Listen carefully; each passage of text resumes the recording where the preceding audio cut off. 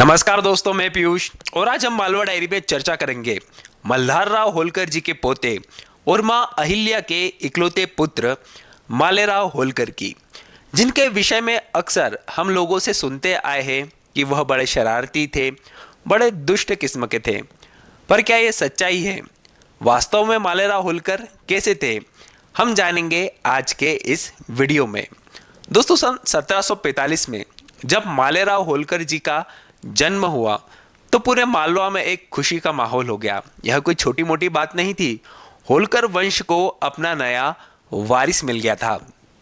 छत्रपति की तरफ से भी बधाइयाँ एवं उपहार भेजे गए। पेशवा ने भी उपहार एवं बधाई संदेश भेजे थे। अब दोस्तों, धीरे धीरे समय बीतता गया और इसके लगभग 3 साल के बाद अहिल्या माँ को एक पुत्री की प्राप्ति हुई, जिसका नाम रखा गया मुक्ताबाई। अब मालेराव बड़े भाई और मुक्ताबाई छोटी बहन दोनों धीरे धीरे बड़े हो रहे थे। मालेराव अक्सर अपनी छोटी बहन के साथ शरारतें भी किया करते थे, जिसके लिए अक्सर उन्हें मां अहिल्या से काफ़ी डांट भी पड़ती थी। अब दोस्तों, जैसे जैसे मालेराव होलकर बड़े हो रहे थे, उनके व्यक्तित्व के कुछ गुण प्रकट होने लगे थे, जिसमें सबसे महत्वपूर्ण यह था उनका पशु प्रेम या पशुओं से लगाव। और वो भी छोटे मोटे साधारण पशुओं से नहीं, बल्कि हाथी, बाघ, शेर, चीते, इस तरह के जानवरों में, जंगली जानवरों में उनकी काफ़ी दिलचस्पी थी। वह घंटों न घंटे हाथियों को पानी से नहलाया करते थे। उनके लिए एक विशेष स्नानगार भी उन्होंने बनवाया था। अब धीरे धीरे दादाजी मल्हारराव होलकर और माँ अहिल्या मालेराव को राजकाज के कार्य में धीरे धीरे इन्वॉल्व करने लगी थी। उन्हें समझाने लगी थी कि यह इतना बड़ा जो मालवा का राज्य है, यह किस तरह से चलता है। उनकी शिक्षा दीक्षा पर भी काफ़ी ध्यान दिया जाने लगा था। परंतु अभी मालेराव सिर्फ 9 वर्ष के ही हुए थे, तभी 1754 में उनके पिता खंडेराव होलकर जी की मृत्यु हो जाती है कुम्हेर के युद्ध में। एक 9 साल के बच्चे के ऊपर से पिता का हाथ हट जाना एक बहुत बड़ी त्रासदी थी। इससे उबरने में मालेराव को काफ़ी समय लगा। अब मल्हारराव होलकर मालेराव से काफ़ी उम्मीदें संजोने लगे थे, क्योंकि अब मालेराव ही होलकर वंश के उत्तराधिकारी थे। बचपन में जो मालेराव का शौक था पशुओं का, वह किशोरावस्था में और परवान चढ़ने लगा। पहले उनका ये व्यवहार उनके माँ अहिल्या को खुशी देता था, परंतु अब उन्हें चिंता होने लगी थी मालेराव के इस व्यवहार को लेकर। और यह चिंता जायज़ भी थी, क्योंकि मालेराव की शरारतें अपनी सारी हदें पार कर रही थी। वह महल में मिलने आने वाले लोगों के जूते चप्पलों में एवं ब्राह्मणों को दी जाने वाली दान सामग्री में जहरीले जीव जंतु जैसे बिच्छू एवं अन्य कीड़े मकोड़े रख दिया करते थे। और जब लोग इसको देखकर डर जाया करते थे या वह जानवर उन्हें काट लिया करते थे, तब मालेराव होलकर को काफ़ी प्रसन्नता होती थी। इस तरह का व्यवहार एक इतने बड़े राज्य के एडमिनिस्ट्रेटर से तो कतई अपेक्षित नहीं था। इसलिए यह एक बहुत बड़ी चिंता का सबब था उनकी माता एवं उनके दादाजी के लिए। अब सन 1761 का समय था। पानीपत के युद्ध से थके हारे लौटे मल्हारराव होलकर काफ़ी निराशा में थे, काफ़ी चिंता में थे। अब वह अपना सारा ध्यान अपने पोते मालेराव होलकर के ऊपर लगाने लगे थे और उन्हें एक अच्छे एडमिनिस्ट्रेटर के रूप में तैयार करने की कोशिश कर रहे थे। परंतु मालेराव का व्यवहार उन गहराइयों को छू भी नहीं पा रहा था जिसकी अपेक्षा मल्हारराव होलकर कर रहे थे। वह लोगों की बातों में बहुत आसानी से आ जाया करते थे। इसलिए उनके दादाजी मल्हारराव होलकर को उन पे कड़ी नज़र रखनी पड़ती थी और उनके आसपास जो लोग काम कर रहे हैं उनके ऊपर भी वह कड़ी निगाह रखते थे। परंतु सिर्फ मालेराव होलकर के विषय में यह बात कहना अनुचित होगा कि वह सिर्फ शरारती थे, उनमें कुछ गुण नहीं थे। उनमें जो वीरता का गुण था, जैसे उनके दादाजी मल्हारराव होलकर एक बहुत ही शूरवीर थे, उनके पिता खंडेराव भी बहुत ही वीर थे, दुस्साहसी थे। तो यह गुण तो उनके पोते में भी, उनके बेटे में भी आना स्वाभाविक था। जैसा कि जंगली जानवरों से बिना डरे एक बच्चा खेल रहा है, एक युवा खेल रहा है, तो वह बहादुर तो जरूर था। और तलवारबाजी भी मालेराव होलकर काफी अच्छे से जानते थे, जिससे खुश होकर उनके दादाजी मल्हारराव होलकर ने उन्हें सुल्तानपुरा की जागीर भी दी थी जब वह 16-17 वर्ष के ही थे। तो होलकर घराने का राजकाज मल्हारराव होलकर एवं मां अहिल्या दोनों मिलकर काफी अच्छे से चला रहे थे।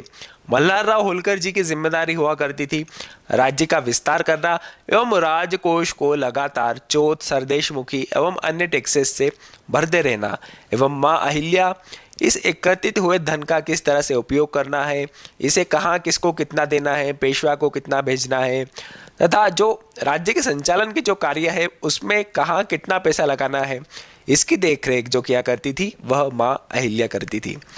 अब दोस्तों इसी तरह पेशवा का एक आदेश होता है मल्हारराव होलकर को कि आप बुंदेलखंड की मुहिम पर जाए और वहाँ के गाहोद में जो जाट है उसके क्षेत्र को अपने अधिकार में ले और वहाँ से सरदेशमुखी एवं चौथ वसूल करे। इसमें आपका सहयोग दिया मराठा साम्राज्य के एक और शक्तिशाली सरदार महादजी सिंधिया ने। दोस्तों इस मुहिम का सफलतापूर्वक निर्वहन करते हैं मल्हारराव होलकर एवं महादजी सिंधिया। और इसके बाद अब मल्हारराव होलकर की उम्र काफ़ी हो चुकी थी, वह काफ़ी थक चुके थे लगातार इस तरह की मुहिम पर जाने से। और इसी कारण सन 1766 में 20 मई सन 1766 में बुंदेलखंड के आलमपुरा में उनका निधन 76 वर्ष की आयु में हो जाता है और मराठा साम्राज्य के इस भीष्म पुरुष का अंत हो जाता है। अब जैसे ही मल्हारराव होलकर के निधन की खबर होलकर घराने में पड़ती है तो शोक का माहौल छा जाता है। और उनके अंतिम संस्कार के तुरंत बाद ही मालेराव जो कि होलकर वंश के नए उत्तराधिकारी थे, उनको उनकी जो सनद थी, मल्हारराव होलकर की जो सनद थी, जो सूबेदारी की सारी जिम्मेदारी थी, उसे मालेराव को सौंपने की सारी औपचारिकताएं शुरू कर दी जाती है। पेशवा से अनुमति लेना, सभी जागीरदारों, मनसबदारों, जो भी थे जमींदारों, सबको यह सूचना देना कि अब नए सूबेदार मालेराव होलकर होंगे और उन्हें सारी सनद मल्हारराव होलकर की सौंप दी जाती है। परंतु अभी मालेराव इतने परिपक्व नहीं थे, इसलिए जो असली काम था वह तो अभी भी मां अहिल्या ही देख रही थी। अब धीरे धीरे होलकर घराना और मालेराव मल्हारराव होलकर की मृत्यु के शोक से उभर ही रहा था।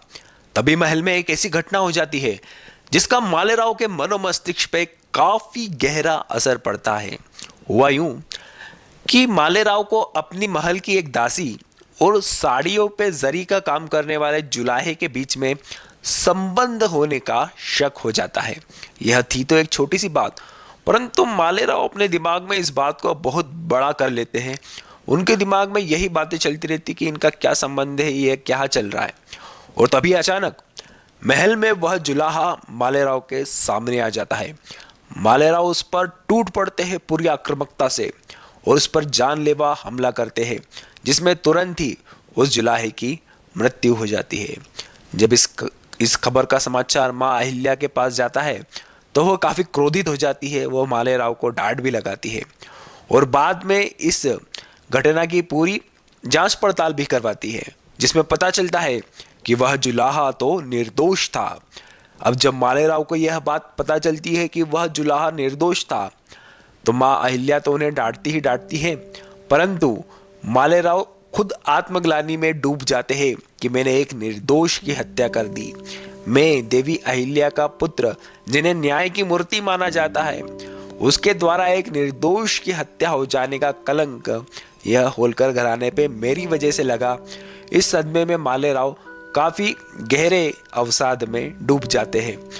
उन्हें तरह तरह के भ्रम होने लगते हैं।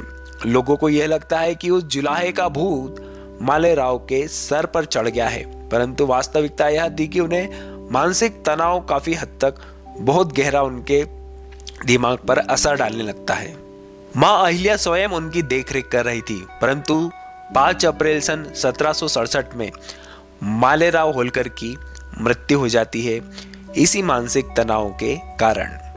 अब दोस्तों मालेराव की मृत्यु को लेकर लोगों में कई तरह की कहानियां एवं भ्रांतियां व्याप्त है, जिसमें एक कहानी कुछ इस तरह की है कि माँ अहिल्या ने ही किसी अपराध के दंड स्वरूप अपने पुत्र मालेराव होलकर को हाथी के पैर के नीचे दबवाकर मरवा दिया था या उन्हें मृत्यु दंड दिया था। और दूसरी जो किंवदंती है कहानी उसके अनुसार कि एक बार मालेराव होलकर बहुत तेजी से रथ लेकर जा रहे थे और उन्होंने एक गाय के सामने ही उसके बछड़े को अपने रथ से कुचलकर मार दिया था। तभी जब यह बात माँ अहिल्या को पता चलती है तो वह भी मल्हारराव होलकर को उसी तरीके से मृत्यु दंड देती है, एक रथ के नीचे कुचलवाने के कारण। पर उसी समय वहां पर गाय आ जाती है और वह गाय उस रथ को रोक लेती है। इस तरह की भी एक कहानी काफी प्रचलित है, परंतु दोस्तों इन दोनों ही कहानियों के कहीं कोई ऐतिहासिक प्रमाण मौजूद नहीं है। अगर माँ अहिल्या अपने पुत्र को मृत्यु दंड का आदेश देती तो उसका कहीं पर तो लिखित प्रमाण मिलता कि यह राज आदेश जारी किया गया। इस बात का कोई भी लिखित प्रमाण मौजूद नहीं है। उनकी मृत्यु इतिहासकारों के मतानुसार प्राकृतिक ही थी। अब दोस्तों आप स्वयं ही सोचिए कि क्या मालेराव होलकर पशुओं के प्रति क्रूरता कर सकते हैं, जिन्हें पशुओं से इतना प्रेम था, और वो भी सामान्य पशुओं से नहीं, बड़े खूंखार पशुओं से। तो क्या एक वो सामान्य से पशु की हत्या कर सकते हैं? तो यह काफी संदेहास्पद बात ऐसे ही लग रही है। तो दोस्तों ये था मालेराव होलकर के जीवन का वृत्तांत, जिसमें खामियां ही ज्यादा थी, खूबियां बहुत कम थी। और वैसे भी यदि उनमें खूबियां होती तो भी उनके दादाजी जैसा महान व्यक्तित्व और उनकी माँ देवी अहिल्याबाई की जैसे महान व्यक्तित्व के सामने उनकी खूबियां उभर के सामने आ भी नहीं पाती, आ भी पाती तो बहुत कम। मालेराव को बहुत एक्स्ट्राऑर्डिनरी होना पड़ता कि अपनी अलग से छाप छोड़ने के लिए। और लोगों के मन में ऐसी धारणा भी बन गई थी कि यह काफी क्रूर है, तो उन्हें उसी नजरिए से आज भी देखा जाता है। उनका चाहे पशु प्रेम हो, चाहे उनकी शरारतें हो, वह लोगों के मन में आज भी, मालवा के लोगों के मन में आज भी व्याप्त है।